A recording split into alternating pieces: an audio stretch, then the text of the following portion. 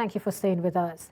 The cost of running an art exhibition business in Nigeria varies widely from a few 100,000 naira to several millions, depending on your scale, objectives, and choice of venue, whether renting a dedicated space or leveraging existing galleries. Well, I won't bore you with a lot of that. Soyombo Smith, an artist, joins me for more on this, and he's right here with me. Thank you for joining me today. Thank you very much. And nice to be here. Same here. I mean, nice to have you. Now, let's talk about art business in Nigeria. How lucrative would you say it is? Okay, art business in Nigeria is very lucrative. And I think with the help of exhibitions and galleries, I think, yeah, they're helping artists leverage well on the global market too.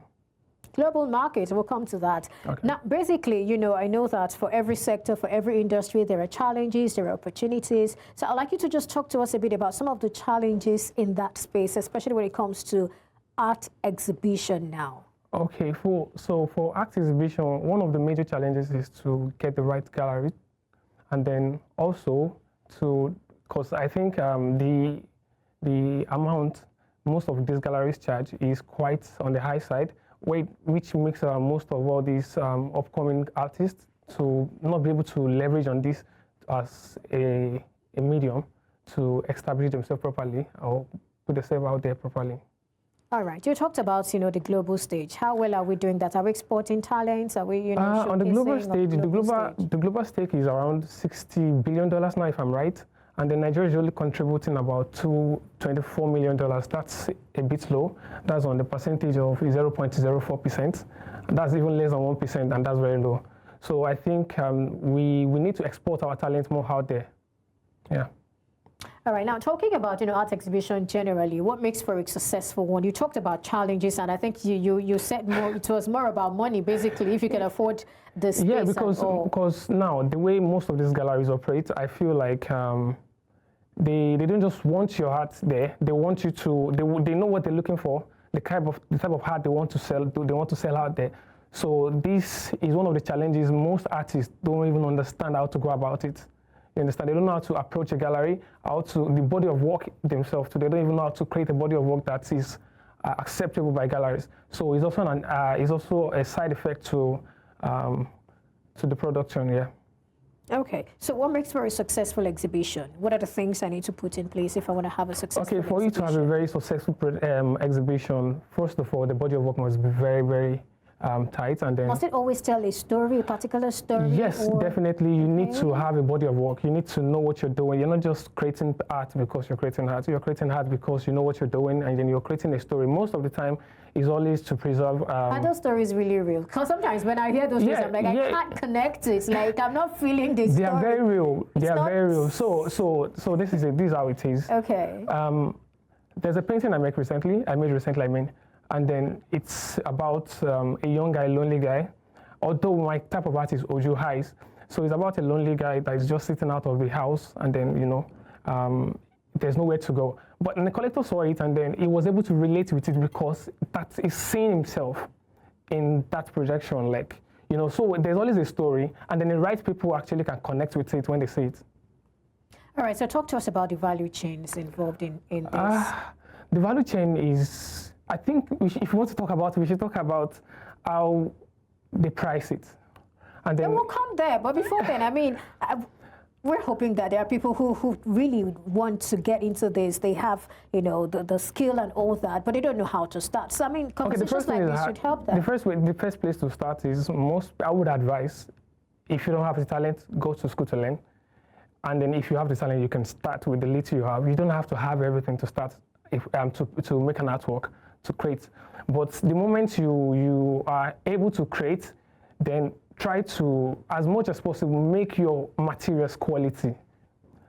You might not have more money, but at least make it quality materials that you're using, because you're not going to sell anyhow to people. You can't just sell anyhow artwork to them. I asked about value chain. I'm not sure you said so much about that. I said we are $24 million in the global market low, and that's about 0.4% of the global market, which is like 1% lower than the global market size, $60 billion. Okay, that's quite interesting. So talk to us now. Must I use a gallery? Okay, so we have studio artists that don't really use a gallery, and then we have the commercial artists too that don't really use the gallery. But the commercial artists, because I think we should even talk about the commercial artists that commercialize their artwork.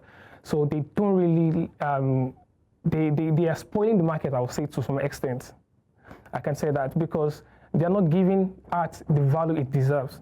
So they just tend to make art because they want to sell for the money, but they're not selling to preserve their practice and for sustainability. Sustainability, I'd like you to dwell a bit on that. I need to understand, sustainability, because if I'm in a business, I want to make money. So when you say sustainability... Sustainability is, okay, let me just put it like this. Okay. It's easy when you're selling commercial art.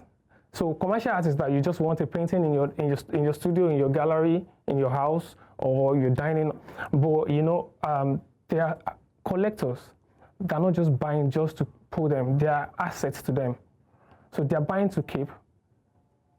You understand me now? So that's what I'm saying. So these commercial artists now, they charge as low as 100K, 50K sometimes, and which is spoiling the market for the real artists, especially when some of them can just copy an artist's work and then repaint it.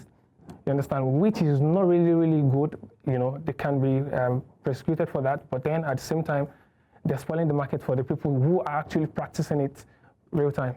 Okay, and I think that takes us back to pricing, which you talked about earlier. I mean, there is that conversation around Nigerians don't price art right, or Nigerians do not necessarily appreciate art as you would in some other climes. Is that changing? Okay, so pricing for me, yeah, I think artists sometimes don't know how to price.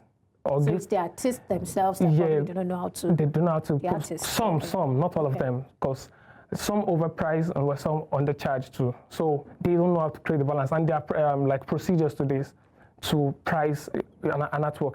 So let me give an instance. If you want a proper artwork to be priced, you calculate the time you spent on the artwork, you calculate the concept of the painting, and then what material do you use to create this. So these together you put together to give your work a proper pricing. That's quite interesting. I mean, there is this talk also around AI and how AI might be taking jobs. Is it affecting your industry? I don't really affect your industry? Don't really think so. Okay. I don't really think so, because traditional art will always be there. People appreciate what they can feel. It's always with there. Like, you know, I'm painting it raw with my hand. AI cannot do this. So I think it's not going anywhere. Traditional art is staying. So I don't want to even go deep down there, because most people are looking at it like I think the only way it can affect this technology is that now we have online galleries that you don't have to use the physical gallery. Everybody can access your gallery online, then you can exhibit online easily. So people are leveraging on that too now. I can see it all over now. All right, and how is that going? It's going fine. It's going fine, I can say. I still have a friend of mine that created an exhibition online. So how do they make money from that? So it's still the same way. It's still the same way, just that they are seeing it online, they can bid for it or just ask for the price and then, you know, pay into the wallet and then you send the works to them. So it's very easy, it's very transactional. NFT? That's another part. Yeah, let me hear your thoughts on that. NFT are collectibles, you know, so it's just like having your work on a blockchain and then, you know, they're collecting it. It's just as simple as that. Is Nigeria really plugging into that? At some point, I noticed a lot of young artists diving into it, but recently I think there's a break in it. I don't know why, but yeah. All right, okay, so let's wrap up with this now. I mean, we're looking at a market and we want Nigeria to be able to plug in, and also, you know, we should also have our fair share. So what are your recommendations? So I think stakeholders and partnership, stakeholders need to partner more with artists. They need to support. It's very hard for an artist to survive in Nigeria, to strive, because honestly speaking, the cost of materials, the cost of, you know, thinking that you need up to 5 million naira to approach a gallery, you know, all those things are really... Must I approach a gallery? Can't I look for a space? A gallery can also... I mean, periodic exhibitions, must I always... Okay, so the reason why most guys approach galleries is because they leverage on the gallery's popularity. Oh, the fact that they're already established. Yeah, established. So it makes it more easier for them to... But some might just, okay, you know what, there's a hall, let me just put my artworks together and then call people. You might not really get the sale you want at the end of the day. And then for the kind of people you want to come to your exhibition might not come. So I feel that way.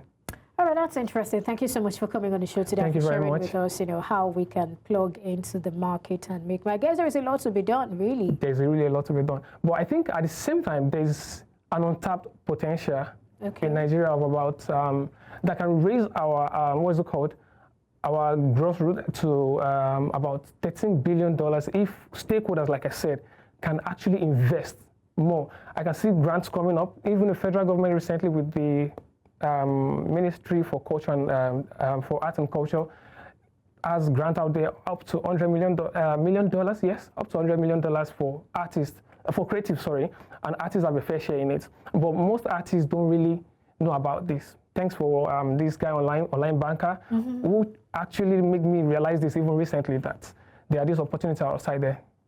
All right, thank you so much, Soyombo Smith, for joining me on the show today. Thank you very much. All right.